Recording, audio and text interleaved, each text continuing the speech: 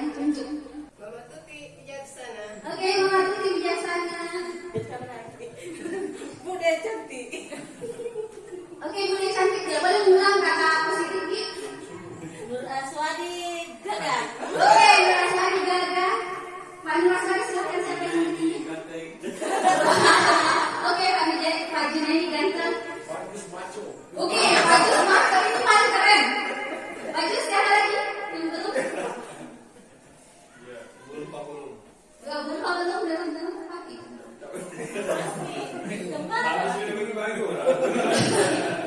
Merpati apa? Oke, Bu Marpati kira-kira apa? Mantap.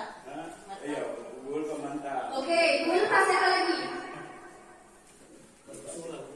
Sana ibu kepsek ya.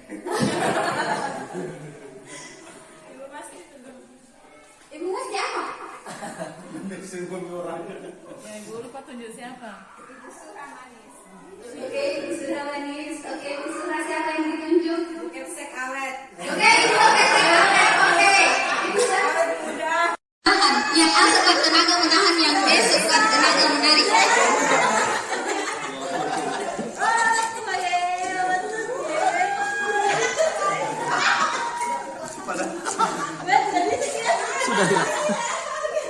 Oke, sudah? Sudah? Oke. Kesempatannya di games yang diperagakan tadi itu saya menangkap ada dua. Yang pertama adalah pribadi pasangan saya sendiri, yaitu orang yang sangat mempertahankan apa yang dianggap penting untuk dia. Kemudian yang kedua untuk si B-nya sendiri, yaitu saya.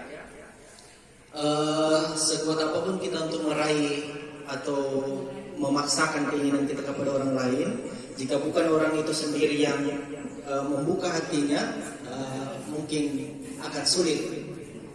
Terima kasih. Tindakan guru mencatat 100 kali di dalam buku kalimat saya tidak akan terlambat lagi karena terlambat ke sekolah. Kira-kira itu hukuman atau konsekuensi?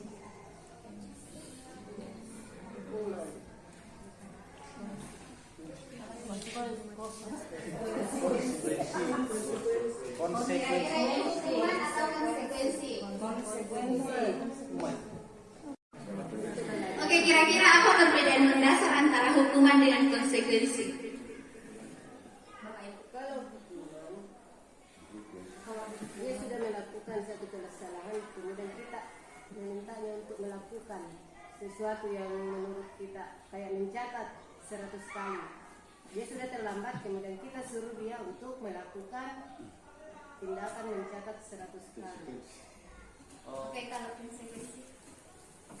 Kalau saya agak berbeda sedikit dengan senior saya. Kalau saya melihat ada poin penting terkait dengan hukuman dengan konsekuensi ini. Hukuman itu saya melihat adalah hal yang ditentukan sendiri oleh orang yang lebih memiliki otoritas, guru kepada siswa atau dan seterusnya. Kalau konsekuensi ini adalah hal yang sudah didiskusikan di awal.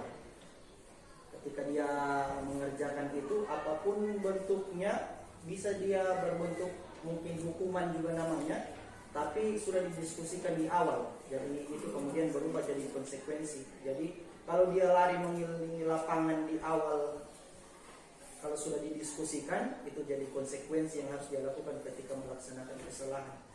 Begitu. Jadi dampaknya pada murid pada saat kita bersifat sebagai manajer adalah mengevaluasi dirinya, kemudian bagaimana caranya memperbaiki diri. Nah, ini 5 posisi kontrol yang harus kita ketahui sebelum masuk di restitusi. Nah, sekarang saya tes lagi. Saya kecewa sekali dengan kamu. Kira-kira tipe posisi mana yang mengatakan ini? 2. Di hati. Siapa? Tipe 2. Tadi Tipe 2. Membuat orang merasa bersalah. Oke, Oke, kamu tidak pernah benar melakukan ini. Satu. Oke, Mantap. menghukum. Ayolah, lakukan demi ibu atau bapak. Oke. B. Dia melakukan kesalahan. Jadi di sertifikat restitusi itu ada 3 tahapan yang harus kita lakukan. Yang pertama adalah memvalidasi kebutuhannya. Biasanya kata-katanya itu bilang, kamu tentu punya alasan untuk melakukan ini. Kemudian yang kedua itu bisa, adakah cara yang lebih efektif untuk mendapatkan apa yang kamu butuhkan? Jadi itu validasi kebutuhan. Jadi kita cari apa yang dia butuhkan dari keempat kebutuhan itu. Jadi ini lebih ke mewawancarai siswa. Selanjutnya kita menstabilkan identitas. Kalau misalkan dia melakukan kesalahan, jadi kita bilang setiap orang pasti pernah melakukan kesalahan. Atau bukan cuma kau yang pernah salah seperti ini. Ibu juga pernah, yang lain juga pernah. Selanjutnya adalah menanyakan keyakinan. Menanyakan keyakinan ini adalah kita tanyakan peraturan apa yang dia pahami dan dia yakini. Makanya sebelum melakukan restitusi ini selalu disarankan untuk membuat keyakinan kelas ataupun keyakinan sekolah. Nah ini contoh-contohnya untuk menstabilkan identitas. Guru berkata berbuat salah itu hal yang manusiawi, kemudian tidak ada manusia yang sempurna, kemudian bapak ibu juga pernah berbuat salah, kemudian kita pasti bisa menyelesaikan permasalahan ini. Untuk segitiga restitusi ini tidak mesti urutannya, jadi bisa dari menanyakan keyakinan dulu baru ke menstabilkan identitas. Jadi boleh seperti itu. Kemudian saya yakin di antara semua bapak-bapak dan ibu-ibu itu pernah melakukan ini, tetapi tidak sadar bahwa yang ibu lakukan itu adalah proses restitusi.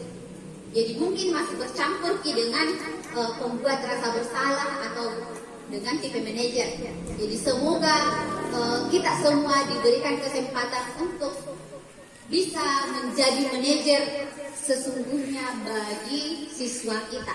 Jadi bukan cuma setengah manajer.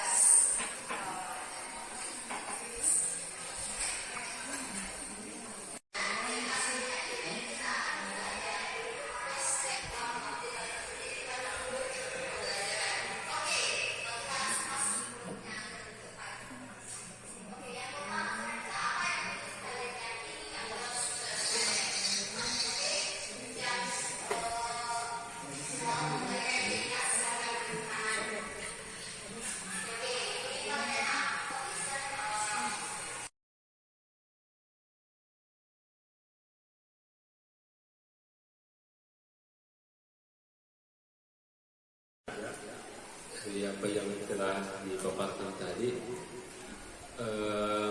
ada banyak hal yang bisa saya dapat, namun untuk disampaikan hanya ada sebagian saja.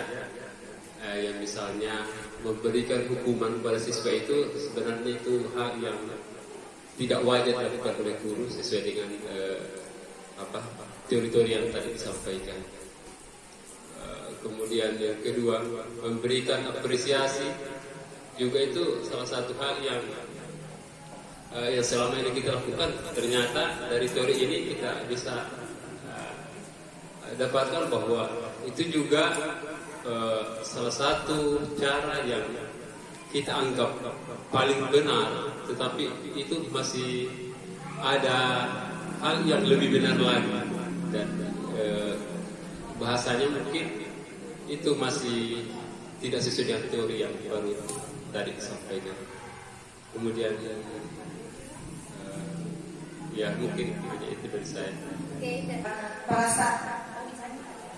Perasaan apa yang muncul sama ya sangat luar biasa. Itu sekian, terima kasih. Terima kasih kepada Ibu Wahidayahnya